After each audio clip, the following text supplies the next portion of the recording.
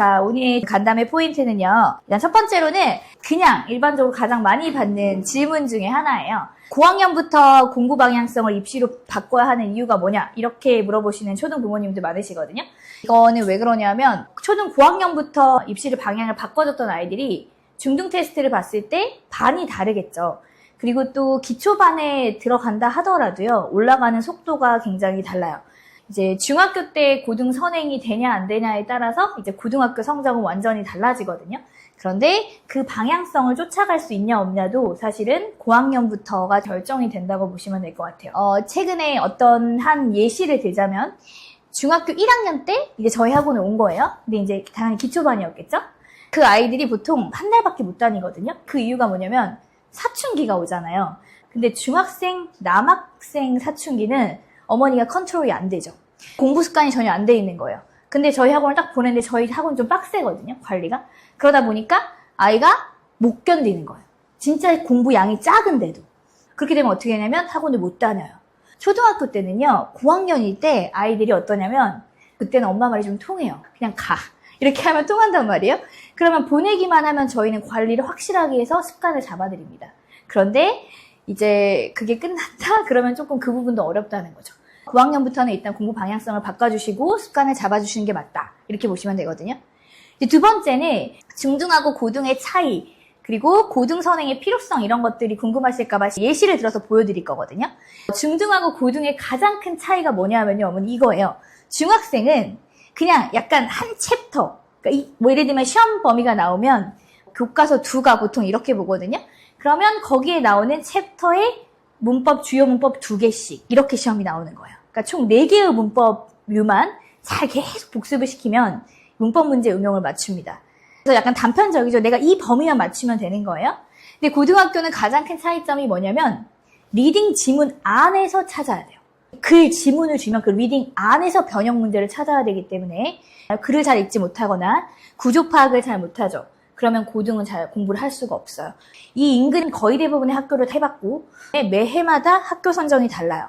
주로 했던 학교들은 뭐 대진고, 주엽고, 대화고, 가자고, 저동고, 그 전에 뭐 저형고 다 해봤죠. 쉬운 학교도 있고 좀 어려운 학교도 있는데요. 공통점은 암기로 똑같이 내는 부분이 없어요. 어쩌다 한두 문제 들어가는 거지 대부분은 변형이라고 보시면 되거든요. 그런데 고등학교는 리딩 지문 안에서 글을 읽고 어법을 찾아야 되잖아요. 그리고 범위가 없잖아요. 그러다 보니까 이걸 중학교 때 준비를 해주지 않으면 전혀 성적이 안 나와요. 그래서 요즘 가장 큰 이슈는 예전에는 비슷하게 시험이 나올 때는요. 암기를 시키잖아요. 그러면 애들이 보통 몇 점 맞았냐면 공부를 되게 못해요. 70점을 맞아요. 근데 요즘은 제가 상담을 하잖아요. 그러면 50점대 미만이거나 아예 80점대나 70점대 후반 이렇게 애들이 많아요. 이 중간이 잘 없거든요. 그 이유는 그 중간을 맞추는 게 되게 어려운 거예요. 60점대 이렇게 나온다는 건 얘가 변형을 어느 정도 이해하고 풀어야 된다는 소리거든요. 그래서 좀 예전하고 좀 달라진 거죠. 그러니까 변형이 많아지면서 이 극단이 시작됐고요. 뭐 20, 30점 맞는 애도 꽤 많아요. 그러니까 제 학원 애들이 그렇다는 건 아니고 그런 애들이 좀 있다는 거죠. 그래서 이 중등과 고등의 가장 큰 차이는 글을 읽는 능력이 되게 중요하고 단어 실력, 어법 실력 그 안에서 녹여서 배워야 한다. 이렇게 보시면 돼요. 그래서 저희는 이걸 수업에 시행하는 방법이 있거든요. 그걸 좀 이따 보여드릴게요. 고등 선행이 중학교 때 필요한 거죠. 저게 안 돼 있으면 사실 성적이 그렇게까지 오르진 않습니다. 그 다음에 관리가 중요한 이유는 그런 것 같아요. 저는 제가 이렇게 모든 컬이나 이런 것들은 다 제가 짜는 거거든요. 선생님들이 보통 말하세요. 이렇게 디테일하게 인수인기표 되어 있는 거 처음 봤다. 왜냐하면 1부터 10까지 해야 되는 관리법이 전 다 따로 정해져 있거든요. 근데 저는 왜 관리를 중요하게 생각하냐면요. 저 수업 잘해요. 그러니까 수업 잘하는데 수업만 잘한다고 해서 얘가 리테인이라고 하죠. 자기가 이 흡수하는 능력하고는 상관관계 꼭 있는 건 아니에요. 그래서 이 관리가 중요한데요. 약간 어떤 식으로 관리를 하냐면 뭐 이렇게 욕을 하거나 이런 게 아니라요. 뭐 때리고 그럴 필요 없습니다. 그냥 룰 바이 룰로 하면 돼요. 자, 이 학원에서 룰은 뭐뭐뭐는 하면 안 돼라고 했어요. 근데 그걸 안 했죠. 그럼 그냥 거기서 하고 가. 근데 화낼 필요도 없는 거죠. 그럼 아이들이 어떻게 되냐면요. 전체적인 분위기가 선생님이 뭐뭐뭐 하라고 한 걸 안 했을 때는 남아서 당연히 하는구나 라고 생각하면요. 그렇게 불만이 없어요. 그렇게 해야 애한테 그 습관을 잡아줄 수 있고요. 얘가 이날 배워야 할 거는 무조건 마스터하고 보내는 거예요. 공부에 의지가 있든 없든. 애들이 아프다고 말할 때만 어머님한테 코라는 거예요. 진짜 아팠는데 그렇게 하면 서운할 수 있잖아요, 애가. 그래서 근데 그것도 거짓말 많이 치거든요. 그래서 제가 전화 한 개씩 하라고 이렇게 말씀을 드리는 겁니다. 재원생 어머님들은 이제 이거 많이 궁금해 하시더라고요. 그러니까 이 학원을 보냈는데 지금의 이 방향성이 계속 가도 괜찮을까? 그리고 이제 고등과정 선행 대비가 잘 이루어지고 있는지. 솔직히 이 부분은 어머니 단계마다 다르겠죠. 내 아이가 만약에 기초반인데 고등 선행하는 건 말이 안 돼요. 그렇게 공부하시면 안 돼요. 그러니까 내가 기초반이면 기초 과정을 잘 밟고 있는지가 포인트고요.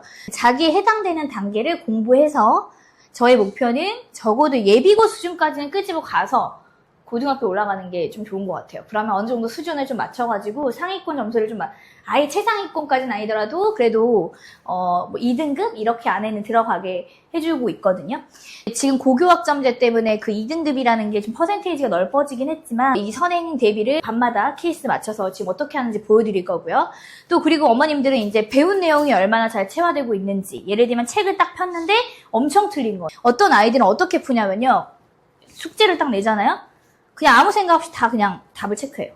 그러면 거의 다 틀리겠죠. 또 이제 고치기 숙제가 나가요. 고치라고 하잖아요. 그럼 맞아요. 그러니까 그게 뭐냐면 그때 풀기 싫으니까 대충 그냥 찍어서 냈다가 이제 선생님이 직접적으로 이거 오답 다 한다고 하니까 이제 그제서야 이제 제대로 푸는 거예요. 그럼 걔는 공부는 됐는데 이 학습을 내가 열심히 풀어야겠다 이 마음이 없는 애도 있는 거예요. 그러나 저희는 이거를 1대1 오답으로 다 처리하잖아요. 자기가 틀린 내용을 1대1 오답으로 처리를 해주고 있어요. 그래서 배운 내용을 체화시키고 있다고 보시면 될 것 같습니다.